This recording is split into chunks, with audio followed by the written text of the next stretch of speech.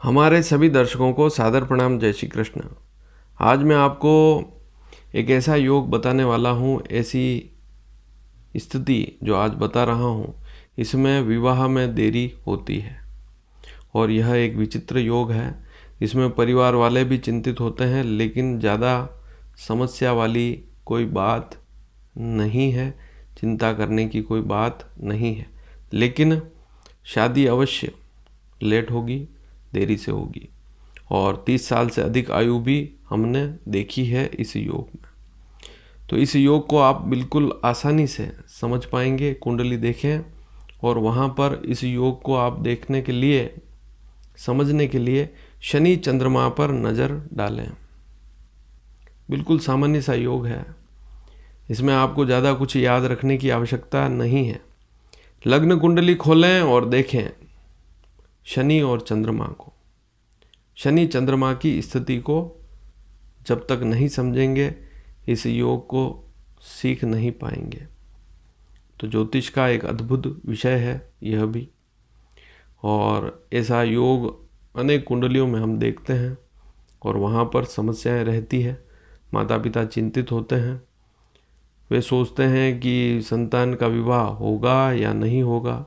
यदि नहीं होता है तो बहुत बड़ी समस्या है, लेकिन चिंता ना करें, विवाह होगा, अवश्य होगा। और एक सामान्य सा उपाय भी बताऊंगा। इस योग को ठीक करने के लिए, ये जो अशुभ योग है इसको ठीक करने के लिए एक उपाय भी बताऊंगा, उसे आप करेंगे तो लाभान्वित होंगे। लग्न कुंडली देखें, आप अपनी लग्न कुंडली देखें और लग्न कुंडली में यह देखें कि शनि की दृष्टि सप्तम भाव पे कहीं है तो नहीं। तो पहली स्थिति आपको देखनी होगी, शनि की स्थिति देखनी होगी कि शनि कहीं सप्तम भाव को तो नहीं देख रहा है। शनि यदि सप्तम भाव को देख रहा है तो पहली स्थिति तो कंप्लीट हो गई कि शनि सप्तम को देखेगा तो विवाह में देरी अवश्य होगी। इस बात को आप समझ लें। अब शनि कैसे देखता है सप्तम भाव को? शनि यदि कुंडली में लग्न में बैठा हुआ है तो सीधा सप्तम भाव को देखेगा पूर्ण दृष्टि से। तो आप यहाँ पर कुंडली में देखें कि लग्न कहाँ लिखा हुआ है। जो प्रथम भाव है कुंडली का, वहाँ पर शनि बैठा हुआ है, लिखा हुआ है, तो वह सीधा अपनी 7वीं दृष्टि से, क्योंकि शनि की कौन कौन सी दृष्टियाँ होती है मैं आपको बता चुका हूँ। आप हमारे इस चैनल को सब्सक्राइब करें और साथ में बेल आइकन भी दबाएं, ताकि पुराने सारे वीडियो भी दिखें और आने वाले समय में जो नई जानकारियाँ दूंगा वे भी आपको समय पर मिले। तो सब्सक्राइब नहीं करेंगे तो सारी जानकारियाँ नहीं मिल पाएगी और फिर आप ज्योतिष भी नहीं समझ पाएंगे। यदि कोई ज्योतिष सीखना चाहता है तो कैसे सीखेगा? तो इस बात को भी समझें। शनि की 3 दृष्टियां होती है, तीसरी, 7वीं और 10वीं। जिस भाव में बैठता है उस भाव से, उस भाव को भी गिनना है, वहाँ से तीसरी, 7वीं और 10वीं दृष्टि शनि की होती है। जैसे लग्न में शनि बैठा हुआ है तो तीसरे भाव को देखेगा। यदि लग्न में शनि बैठा हुआ है तो सप्तम भाव को 7वीं दृष्टि से देखेगा, तीसरे भाव को तीसरी दृष्टि से देखेगा, सप्तम भाव को 7वीं दृष्टि से, और 10वें भाव को, दशम भाव को 10वीं दृष्टि से देखेगा। तो पहली स्थिति तो यह है कि शनि सप्तम को कहाँ कहाँ से देख सकता है, तो लग्न में बैठकर सीधा देखेगा सप्तम दृष्टि से। दूसरी स्थिति, यदि शनि पंचम भाव में बैठा हुआ है, शनि पंचम भाव में बैठा हुआ है, वैसे तो कहते हैं कि शनि की दृष्टि ज़्यादा खराब होती है, किसी भाव में बैठा हो वह स्थिति अलग है, लेकिन दृष्टि डाले जिस भाव पर वह ज़्यादा खराब होती है। तो शनि यदि पंचम भाव में बैठा हुआ है तो अपनी तीसरी दृष्टि से सप्तम भाव को देखता है, तो यह भी एक योग हुआ। और तीसरी स्थिति, शनि यदि दशम भाव में बैठा हुआ है, 10वें भाव में, तब भी अपनी 10वीं दृष्टि से सप्तम भाव को देखेगा। अब ये 3 स्थितियां कुंडली में हो, यदि आपकी या किसी कुंडली में, किसी भी कुंडली में शनि यदि लग्न में है, दशम भाव में है या पंचम भाव में है तो पहली स्थिति तो क्लियर हो गई कि शनि सप्तम को देख रहा है और वास्तव में ऐसा शनि विवाह में देरी करता है। अब दूसरी स्थिति समझें, चंद्रमा। शनि की चंद्रमा पर भी दृष्टि हो तब जाकर यह स्थिति थोड़ी ज़्यादा खराब हो जाती है, फिर देरी ज़्यादा हो जाती है, 30 साल से अधिक आयु हो जाती है। अब ऐसी स्थिति में मान लीजिए किसी कुंडली में शनि लग्न में बैठा हुआ है और चंद्रमा यदि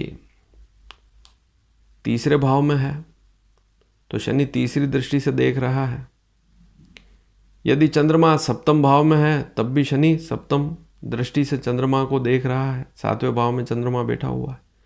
और यदि चंद्रमा 10वें भाव में बैठा हुआ है और शनि की दृष्टि वहां पर भी है तो शनि की दृष्टि चंद्रमा पर भी हो, सूत्र क्या है, शनि की दृष्टि सप्तम भाव पर भी हो और चंद्रमा पर भी हो, तब जाकर यह योग बनेगा। इस योग को थोड़ा अशुभ कहते हैं। अब मान लीजिए किसी कुंडली में शनि पंचम भाव में बैठा हुआ है, वह सप्तम भाव को देख रहा है। ऐसी स्थिति में यदि चंद्रमा शनि की दृष्टि तीसरी होती है तो चंद्रमा शनि पंचम में बैठा है, चंद्रमा यदि सप्तम में हो तो शनि की तीसरी दृष्टि पड़ेगी चंद्रमा पर। और दूसरी स्थिति यदि चंद्रमा जो है वह सप्तम में नहीं है लेकिन 11वें भाव में बैठा हुआ है तब भी शनि पूर्ण दृष्टि से देखेगा चंद्रमा को और सप्तम को भी देख ही रहा है। और तीसरी स्थिति यदि कुंडली में चंद्रमा द्वितीय भाव में हो, शनि पंचम में हो और चंद्रमा सप्तम में हो, 11वें भाव में हो या द्वितीय भाव में हो तो शनि की दृष्टि चंद्रमा पर भी रहेगी और सप्तम भाव पर भी रहेगी। यह स्थिति खराब होती है। इस स्थिति में विवाह में भी देरी होती है और संतान में भी देरी होती है, क्योंकि पंचम में शनि बैठा हुआ है तो संतान के लिए भी शुभ नहीं है। तो इसे भी आप समझें। अब अगली स्थिति है कि मान लीजिए शनि दशम भाव में बैठा हुआ है तो तीसरी दृष्टि से 12वें भाव को देखेगा। 10, 11, 12 3 बार गिनना है। 10वां भाव, 11वां भाव, 12वां भाव, 3 बार गिनेंगे तो 12वां भाव आएगा। तो चंद्रमा यदि 12वें भाव में हो ऐसी स्थिति में तब ऐसी स्थिति बनेगी, चंद्रमा पर भी दृष्टि रहेगी और दशम दृष्टि से शनि सप्तम को भी देखेगा। एक स्थिति और है कि चंद्रमा, 2 स्थितियां और है कि चंद्रमा यदि चौथे भाव में हो, शनि 10वें भाव में हो तब भी विवाह में देरी होगी। चंद्रमा यदि सप्तम भाव में है तब भी शनि की दृष्टि है ही। तो यह स्थिति आप समझ पाएंगे आसानी से यदि आपने इस वीडियो को पूरा देखा होगा। तो शनि कुंडली में लग्न में बैठा हो, पंचम में बैठा हो या दशम में बैठा हो तभी यह योग निर्मित होगा और इसके साथ ही शनि की दृष्टि चंद्रमा पर भी हो। ऐसी स्थिति में व्यक्ति स्वयं भी विचार करता है विवाह करूं ना करूं और समय भी खराब करता है। व्यक्ति खुद ही अपना समय खराब करता है। ऐसी स्थिति भी हमने देखी है। अब आप इस ऐसी कुंडली में जो भी आपकी लग्न कुंडली है उसमें यह देखें कि शनि यदि लग्न, पंचम और नवम का स्वामी नहीं है, शनि लग्न, पंचम, नवम का स्वामी नहीं है तो शनि के जाप कर सकते हैं पहली स्थिति तो, क्योंकि शनि की दृष्टि ही खराब है। और यदि शनि योग कारक है, शुभ है, लग्न, पंचम, नवम का स्वामी है तो ऐसी स्थिति में आप जैसे अपाहिज लोग जो होते हैं, जिनके हाथ पैर टूटे हुए होते हैं या बहुत वृद्ध लोग होते हैं, उनको भोजन देंगे, उनकी सेवा करेंगे, या ऐसा कोई आश्रम है ऐसे लोगों का तो वहाँ पर भी उनकी किसी भी प्रकार की सेवा करेंगे, उनको भोजन देंगे तो आप लाभान्वित होंगे। बहुत बूढ़े वृद्ध लोग हैं, रोड पर बैठे हुए हैं, उनकी स्थिति बुरी है तो उनको आप इलाज देंगे, या तो कोई बीमारी है तो इलाज दें या उनकी सेवा करें, उनको भोजन दें तो इस दोष की समाप्ति होगी। सरल उपाय करेंगे तो लाभान्वित होंगे, महंगे उपाय करेंगे तो धन की भी बर्बादी और लाभ भी नहीं मिलेगा। और ऐसे लोग हैं जिनको गठिया रोग है, गठिया से संबंधित समस्या है, ऐसे लोगों की सेवा करने से भी लाभ मिलता है। तो यह भी समझें आप। बहुत सी बार जैसे कचरा बीनने वाले लोग हैं या बहुत बुरी स्थिति में हैं, मेले कुचेले लोग हैं, उनकी सेवा करने से भी लाभ मिलता है। लेकिन जिसको आवश्यकता है उसकी सेवा करेंगे तो विशेष लाभ मिलेगा, इसे भी समझें। तो उपाय करेंगे तो लाभ मिलेगा।